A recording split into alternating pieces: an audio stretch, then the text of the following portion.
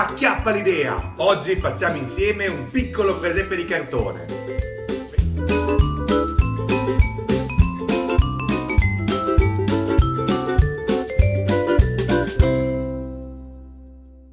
Bentornati amici ed amiche su Acchiappa l'idea. Oggi faremo un presepe di cartone per statuine da 3,5 cm. Le mie sono nella Landi Moraduzzo. Moraduzzo è la marca, Landi direi che è la tipologia di statuine, la collezione delle statuine. O il contrario, sono Moraduzzo della Landi. Comunque se cercate Landi Moraduzzi 3,5 cm sono queste e sono abbastanza carine e tutto sommato per il costo delle statuine il prezzo è più o meno quello. Il progetto però è un progetto ricicloso, nel senso che faremo con quello che possiamo trovare e avere in casa, partendo dal cartone che sarà la base di tutto. Non è l'oggetto presepistico che ho fatto più rifinito, ma è ottimo per chi ha le prime armi e vuole sperimentarsi un po' in questa tecnica, ma anche per chi è un po' più esperto e vuole acchiappare qualche idea che ho utilizzato qua in questo presepe. Non ci resta altro da dire se non la nostra scheda progetto. Grado di difficoltà 2 su 5, tempo necessario 3 su 5, costo del progetto 1 su 5. Molto bene, adesso vi lascio con la realizzazione e noi ci vediamo alla fine del video con qualche considerazione e qualche commento proprio sul progetto stesso. Come base utilizzo questo pannello che è circa 40 cm di lato e poi inizio a disegnare quello che può essere un po' il progetto, me lo sto inventando, cercando di capire dove mettere i piani e dove fare le pendenze. Poi prendo del cartone e faccio le due pareti di fondo, quindi me lo taglio della dimensione corretta utilizzando un semplice cutter e poi tagliandolo in diagonale ottengo le due parti che adesso vado a incollare con la colla a caldo per fare un po' la struttura di fondo, di dietro del presepe.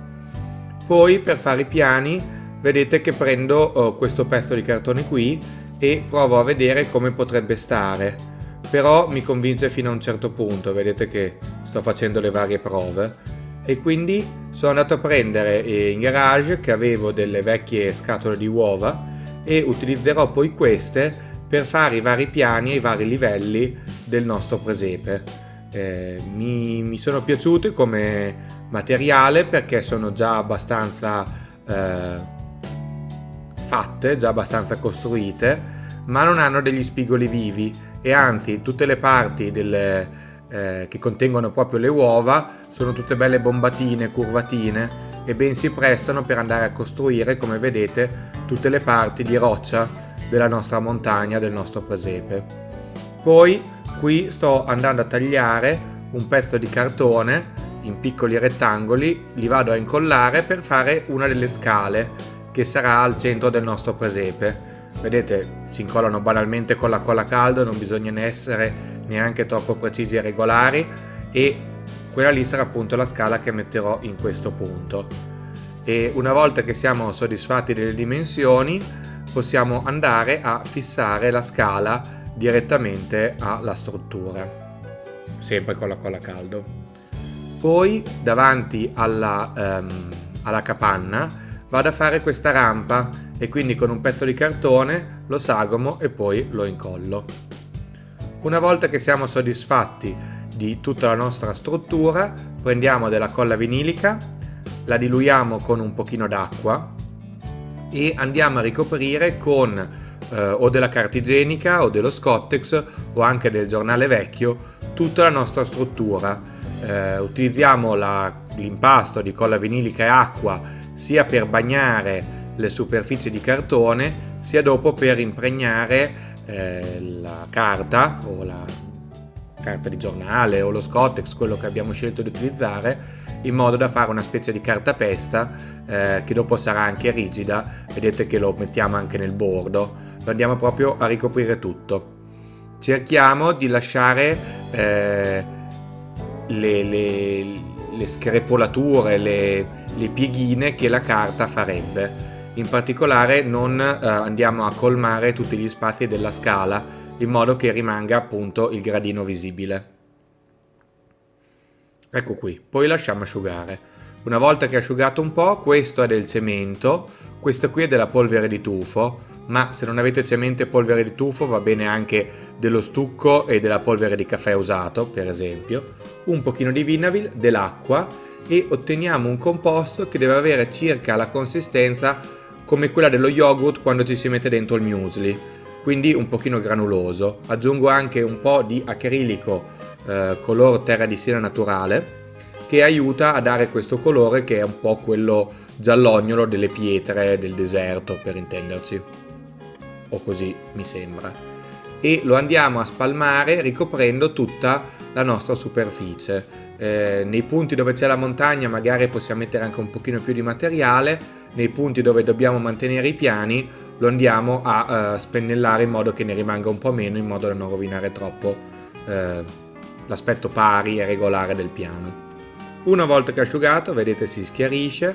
Facciamo le prove con le statuine se ci convince la dimensione e gli spazi che possiamo ottenere per le statuine e poi passiamo al passaggio successivo,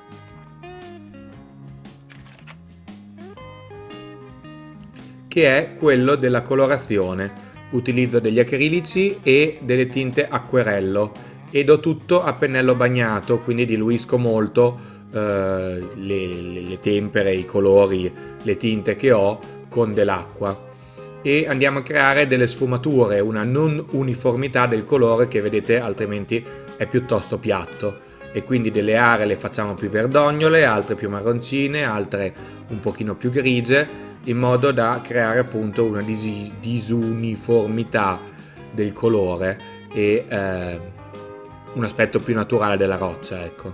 Questo a pennello bagnato. Poi passeremo a pennello asciutto in un secondo momento con delle tinte più chiare. Però prima di passare a pennello asciutto iniziamo a costruire le casette. Quindi prendiamo del cartone, semplicissimo cartone, facciamo dei quadratini, dei rettangoli di cartone senza neanche essere troppo precisi e li andiamo poi a incollare con la colla a caldo, andandoli contestualmente a provare sulla nostra struttura e quindi andandoli un po' a intagliare, a sagomare con il cutter in modo che si vadano a incastrare bene. Sul tetto io lascio un piccolo gradino e fisso un ripiano, come sarebbero le casine arabe del deserto o dei paesi appunto della Palestina, da quelle parti là, Israele.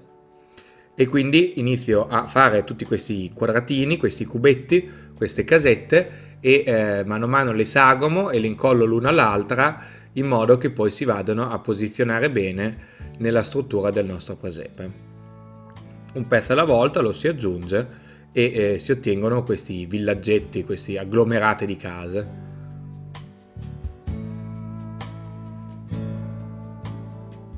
Non preoccupatevi che siano precisi e perfetti, perché anzi il fatto che siano un pochino più rustici ne migliora poi l'aspetto finale.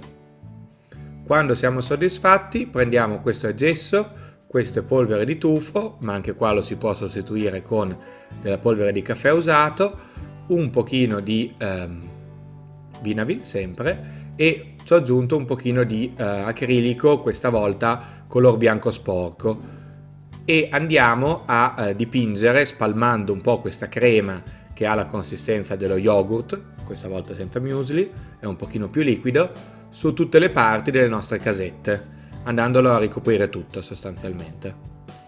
E li ricopriamo tutti i villaggetti con questa pasta. Anche qua non serve essere precisissimi, la utilizziamo per andare a coprire quelli che sono i buchi e le fessure che magari abbiamo lasciato con il cartone.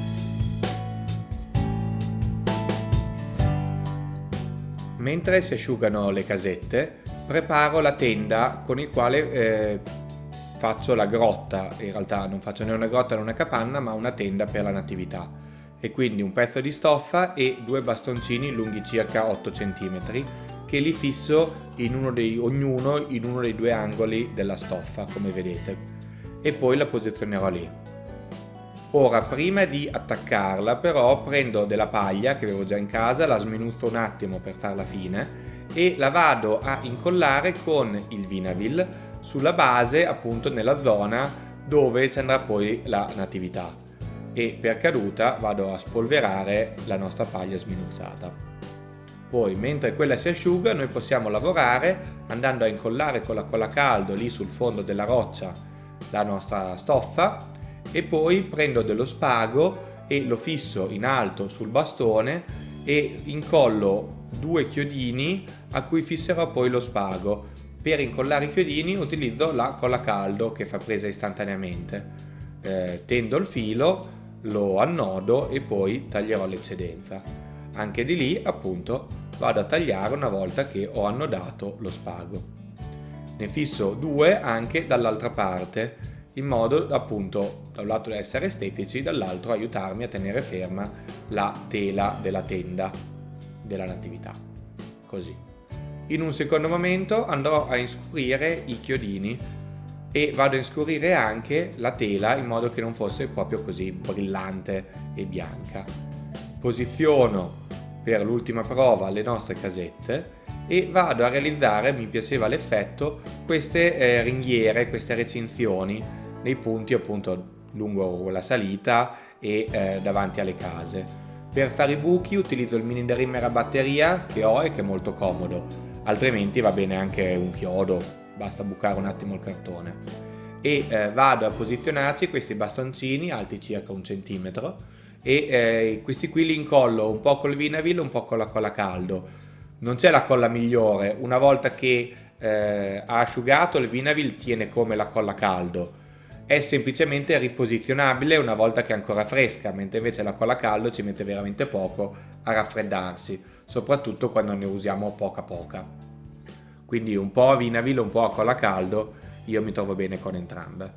Ok, adesso come ultimo passaggio vado a dare a pennello asciutto, soprattutto sulle zone un pochino più scure, quindi sulla scala e sulle parti di roccia che sono venute un pochino più scure, del colore bianco panna, un bianco sporco sostanzialmente, a pennello asciutto per colorare le emergenze, perché ci sta molto bene secondo me nelle zone più scure avere appunto le emergenze un pochino più chiare. Poi vado a incollare definitivamente con la colla caldo le nostre casette e le posiziono tutte nel posto dove devono stare poi fisse. Ecco qua. Adesso ultimo giro di Vinavil e andiamo a dare delle polveri in tutte le zone, in particolare quelle piatte, però anche un po' in giro. Che polveri uso? Qua sto usando della polvere di tufo, quella che ho usato anche prima, ma anche del sughero grattugiato e della sabbia, molto semplicemente della sabbia che ho raccolto all'aperto fuori da qualche parte e che avevo a portata di mano. Ho fatto anche un tutorial dove spiego le sabbie e le polveri che utilizzo, ve lo lascio linkato qua sopra se vi può interessare. Ed ecco qui. Dopo che si è asciugato il nostro Vinavil, andiamo a scrollare un attimo il presepe togliendo gli eccessi di polveri e pagliuzze che non si sono attaccati. Ora l'ultimo passaggio è quello di andare a mettere un po' di vegetazione. Ero indeciso se utilizzare il muschio perché mi sembrava un po' troppo verde. Alla fine lo uso, ne metto giusto qualche ciuffetto in qua e in là perché comunque dà un bel effetto, è economico e generalmente mi piace. Poi uso questo che è lichene da modellismo bianco, un bianco panna che ho da anni in casa, questo sacchettino, e mi piace sempre l'effetto che rende, soprattutto nei paesaggi arabi come questo.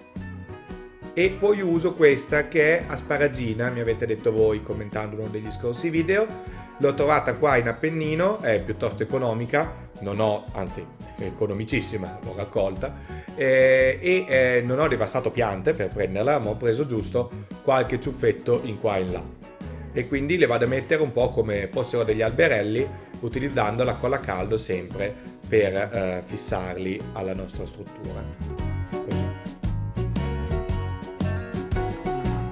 Ora questo è il progetto finito, vedete come le casine sono rustiche ma secondo me stanno molto bene in un progetto così semplice.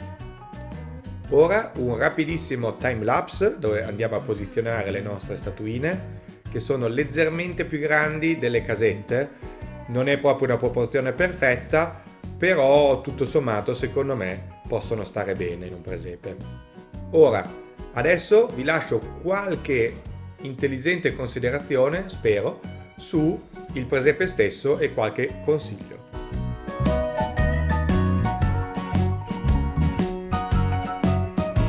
Ed eccolo qui, questo qui è il nostro progetto finito. Allora, un paio di considerazioni. In questa statuina ho aggiunto con del semplice Vinavil un pochino di sabbia per coprire la basetta. Vedete qua anche nella ripresa che ho fatto. E rispetto a quest'altra è decisamente più naturale. Quindi qualcuno va a lavorare sulla basetta andandola a tagliare e togliendola. Però dopo bisogna incollare la statuina o fissarla in un altro modo. Se invece noi andiamo a ricoprire con della sabbia, con della terra simile a quella che abbiamo poi nel pavimento, la basetta stessa, l'effetto è già molto migliore e sembra molto più naturale. Quindi questa è la prima considerazione.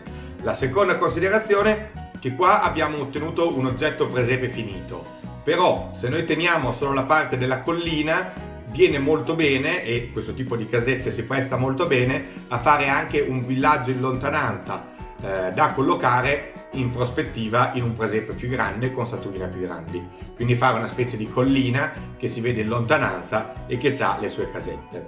Poi ero indeciso se aggiungere delle luci, queste qui sono luci a batteria, dentro alle casette, però un po' che l'ho già fatto nell'altro presepe di cartone e quindi se volete potete andare a vedere quello per sapere un po' come fare. Un po' che volevo fare questo progetto veramente semplice, allora questo passaggio ce lo siamo risparmiati. Mi sembra già bello abbastanza così. Voi cosa ne pensate? Se non siete ancora iscritti, iscrivetevi al canale e attivate la campanella per ricevere tutti gli aggiornamenti e le notifiche dei nuovi video che pubblicherò. Noi ci vediamo alla prossima idea creativa. Ciao!